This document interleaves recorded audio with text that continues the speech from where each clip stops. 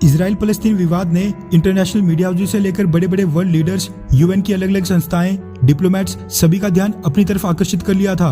वैसे कुछ समय तक तो ठीक था, लेकिन इसका नुकसान ये हुआ कि जो इससे पहले वर्ल्ड कम्युनिटी दुनिया भर में वैक्सीनेशन ड्राइव की स्पीड बढ़ाने पर चर्चा कर रही थी, वर्ल्ड ट्रेड ऑर्गेनाइजेशन में वैक्सीन पेटेंट प्रोटेक्शन हटाने पर डिस्कशंस चल रही थी, वो सब इसके कारण बैकफुट पर चले गया।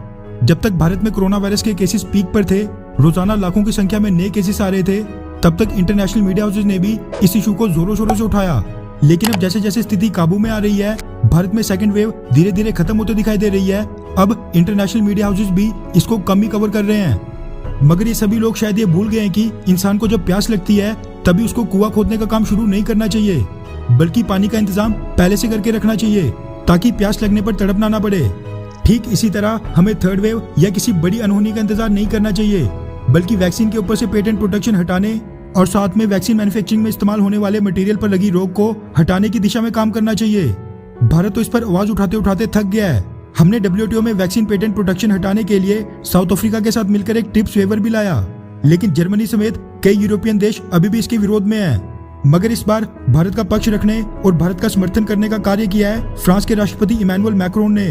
इतना ही नहीं, इमैनुअल मैक्रोन ने तो भारत का उदाहरण देते हुए G7 के देशों को खरी खोटी भी सुना दी। दरअसल Navbharat times, ANI news agency, Hindustan times और कई बड़े बड़े मीडिया हाउसेस के हवाले से मीडिया रिपोर्ट सामने निकल कर आ रही है कि G7 के देशों द्वारा कोविड-19 वैक्सीन मैन्युफैक्चरिंग में इस्तेमाल होने वाले रॉ मटेरियल के एक्सपोर्ट पर लगी रोक के लिए फ्रेंच प्रेसिडेंट इमैनुअल मैक्रोन ने G7 सदस्य देशों को आड़े हाथों लिया। रिपोर्ट्स के मुताबिक G7 सदस्य देशों को संबोधित करते हुए इमैनुअल मैक्रोन ने कहा, वैक्सीन मैन्युफैक्चरिंग से संबंधित रॉ मटेरियल्स पर G7 देशों के एक्सपोर्ट बैन के कारण कई देशों में वैक्सीन प्रोडक्शन ब्लॉक हो गई थी।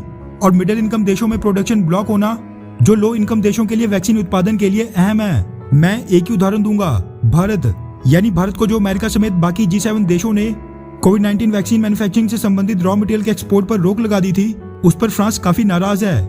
इसी के साथ इमैनुअल मैक्रोन ने सभी G7 सदस्य देशों से ये बैन हटाने की अपील की, ताकि भारत जैसे दुनिया के बाकी देशों में जहां पर वैक्सीन प्रोडक्शन में बाधाएं आ रही हैं, वो दूर हो सकें। रिपोर्ट्स के मुताबिक इमैनुअल मैक्रोन ने बैन हटाए जाने की आवश्यकता पर जोर देते हुए अपील की, ताकि भारत की आबादी के साथ साथ दूसरे गरीब देशों और खासकर अफ्रीका के लिए वैक्सीन मैन्युफैक्चर कर सके।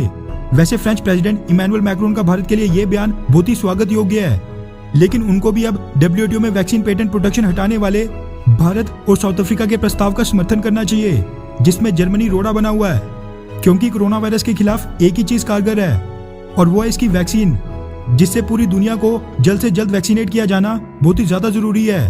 वरना ये वायरस नए नए वेरिएंट्स में तब्दील होता रहेगा, जो और भी ज्यादा घातक हो सकते हैं। वैसे भारत का समर्थन करने के लिए फ्रांस और फ्रेंच प्रेसिडेंट इमैनुअल मैक्रोन को एक थैंक्स तो बनता ही है। साथ में नीचे कमेंट करके जरूर बताएं कि क्या आपने कोविड-19 की वैक्सीन लगवा ली है, हाँ या फिर नहीं। अच्छा सुनो, चैनल को सब्सक्राइब करो, उसके बाद घंटी बजा देना ताकि अगली वीडियो आपसे मिस ना हो पाए। Thank you.